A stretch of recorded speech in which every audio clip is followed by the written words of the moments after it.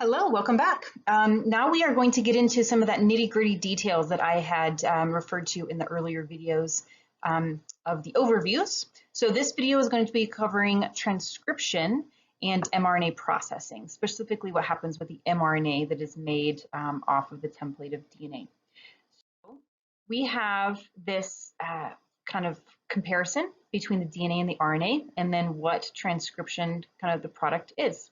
So here we have the blue arrow on the right-hand side. This guy right here. Oops, that color isn't working.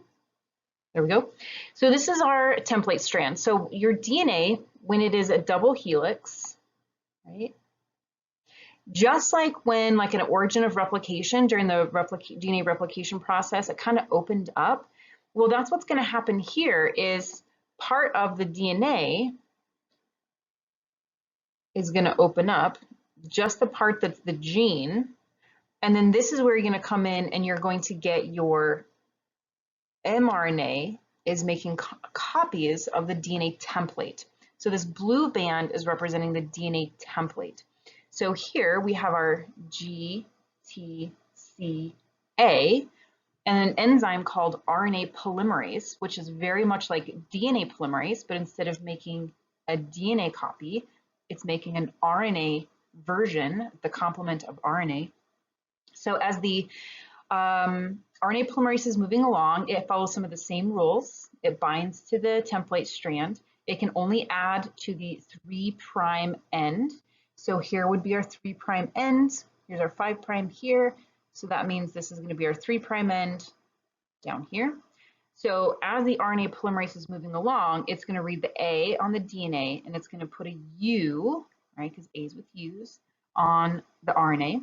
Then it's going to move down. It's going to read a C on the DNA, and then put a G for the RNA. The next is going to be a T and an A. So if the next DNA base is a G, what nucleotide, RNA nucleotide, would RNA polymerase be coming in and adding to this 3' end? I think I might have the right color. It's going to be a C, right? So the C is going to hook in to that 3' end, and it will just continue to go through and read along the DNA template strand to make this temporary copy in the language of RNA. So if we wanted to kind of test that out, I have an example here. So if this is my template strand, this one right here, it's going to be adding to the RNA polymerase.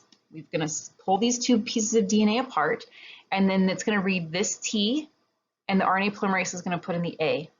And it's going to be going this way because here's your 3' end. So A, U, C, G, T, A, G, C, A, U. So if that's the end of my mRNA. It will pop off. The DNA will just coil back up, and the RNA is done. The transcription is done, and that's all it is. So in this case, we would have a 2 amino acid sequence. And I don't remember what, I know AUG is methionine, but I don't have my genetic code memorized. I don't know what ACU means. You could look it up, but it's going to be some amino acid, one of the 20. And that would be translated out of the ribosome. Okay, so this is the process of transcription. Let's take a look at the specific steps. Okay. So there's 3 steps in transcription. They are initiation, elongation, and termination. So initiation, there are some kind of special regions on the DNA, what we call upstream and downstream to the actual gene. So in this case, I'll kind of highlight it with the green. This is the gene right here, kind of highlighted with the green highlighter. Upstream to that, we have what's called a promoter. So the promoter is like a landing pad for that RNA polymerase, kind of like a primer was for our DNA polymerase back in DNA replication. So the promoter is upstream. It's going to be at the start of the gene, and that's where RNA polymerase binds, and it starts to kind of break open the DNA, and then it's going to just cruise along its way, and then it comes to this downstream sequence is called the termination sequence. So that's another special piece of some sequences of DNA that the RNA polymerase recognizes and says, oh, I'm at the end of the gene. I'm done. So at the promoter region, the RNA plus some other transcription factors, we're not really getting into those details, but other things kind of come along, and it's going to start doing this process of transcription. And this red line that's coming off is going to be our new RNA transcript. And this is what we call mRNA, the messenger, because it's got the instructions to go out to the ribosome and the cytoplasm to make the protein. So it's going to continue, right? Continue, it's getting longer, and then it's going to reach that termination sequence and it's going to pop off. And then here's our RNA transcript. This is mRNA, writing in highlighter, messenger RNA. There's two other types of RNA that we're going to be seeing in translation. One is called tRNA, which stands for transfer RNA, and one is called rRNA, which stands for ribosomal RNA. All RNAs are made by this process, transcription. So there's instructions for the tRNAs, they get transcribed and become tRNAs. There's instructions for rRNAs, they're transcribed and become rRNAs. And they're functional in that form of a tRNA and the rRNA in the ribosome. They do not get translated. They help with the process of translation, but it is only the messenger RNA that has instructions for other proteins that then get translated into that protein product. All right, so once we have our mRNA, oh, so here for this picture, forgot this was in here. When we take a look at that DNA, so we have the dark blue and the light blue is representing the two halves of the DNA. So far, we've been calling the side of the DNA that has the instructions the template strand. And that's what it's called. It's called the template strand because that's where the transcription is going to take place. But I want you to know that either side of the DNA can be the template. It's not always going to be the dark blue side in this example, or the light blue side in these examples. So for this first gene, gene 1, the light blue strand is the template strand. And the promoter is upstream, the terminator would be downstream, and your transcription is going in this direction. But you could have another gene that is encoded on the other side, the dark blue. And so that is the template strand for that particular gene. We're calling this gene 2. But because it's on the other strand, anti-parallel, the 3' end is going in the other direction. So the promoter region, it's upstream because we're going this way. But then we might bounce back to the light blue strand as the template strand for gene 3, promoter is here, transcription is going in this direction. So I'm not super concerned with your understanding of the 5' and the 3' ends. Know that they're there because RNA polymerase can only add to the 3' end, kind of like very much like our DNA polymerase. The takeaway from this picture is that either side can serve as the template strand for a particular gene. Not that both sides can serve it for one gene. If it's on this dark blue band, it has to be on the dark blue band. The light blue would be the wrong protein if that non-template strand was transcribed. Okay, so once we get done with the transcription process in eukaryotic cells, right? We're eukaryotic cells, plants and animals and everything that's got a nucleus, everything but archaea and bacteria, that we're not done. So that mRNA transcript has a lot of unnecessary information in it that has to be removed before it can go out and land on a ribosome for the process of translation.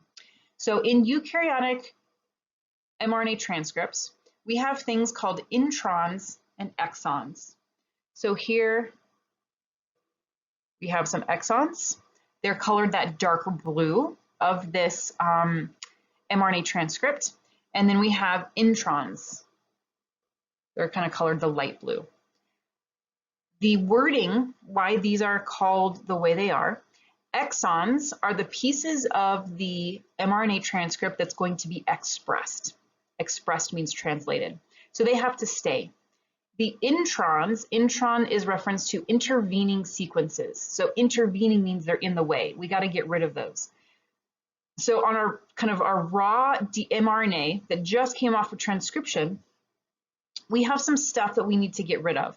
So we have our promoter and we have our termination sequence, right? So we don't translate those. They're not going to turn into a protein. But what our cells do before it leaves the nucleus, we're in the purple, right? The purple is the nucleus here. and then the cytoplasm is the gray. What we do is first of all, we protect the mRNA, because once it goes out into the cytoplasm, if it doesn't have these protections, we have enzymes floating around the cytoplasm that will destroy mRNA that doesn't have these protections on it. So one of the protections that we do is what's called a 5' cap. Okay. It is a whole bunch of guanosines with some phosphates hooked to them, like a guanosine triphosphate, like a GTP. So that goes on the 5' end of your mRNA template. So we would call this the 5' cap. And then on the tail, or the stop, just after the stop codon, we have what's called a poly A tail. Right? So we have our 5' cap and our poly A tail. And those two things kind of protect the mRNA. Once it goes out into the cytoplasm, then it will not be targeted for destruction. Okay? So we've protected our mRNA. Now we've got to get rid of those introns because it's non-coding. It's just kind of, I don't want to say junk DNA, but it's kind of getting in the way. So we have these enzymes called small nuclear ribonucleoprotein complexes, or SNRPs. I think that's what they're called. SNRPSs, small nuclear riboprotein. Yeah, SNRPs. So these SNRP enzymes come in and they find those introns and they cut out the introns and throw them away. They just get recycled in the nucleus, broken down into their individual nucleotides, and then they can just get used again. And then enzymes come in and glue the exons together. And so now what we have our start codon, we have our complete instructions, and we have our stop codon.